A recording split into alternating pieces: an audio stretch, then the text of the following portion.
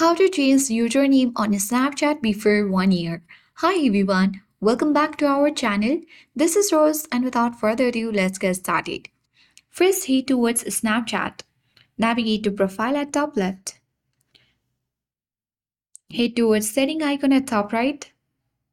So, if you want to change your username, you can tap on it and then tap Change Username. If you already have changed it once, it will show a message saying you can only change it once a year. In order to fix this, you simply need to come back, navigate to your setting page, and to bypass this restriction, you can simply scroll down to the bottom of your screen and now find out the option of Help Center. Tap to open the Snapchat support and now choose Contact Us option.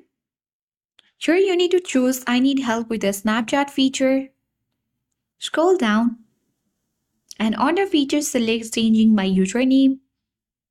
And now you need to select Yes button. And on this section, you simply need to enter the username, the email, and the description of the issue that you want to change username on your Snapchat before 1 year. And once you have done that, you simply need to submit the request to the submit team or the Snapchat team and wait for a Snapchat response. So, this will help you to change your username sooner than the 1 year limit.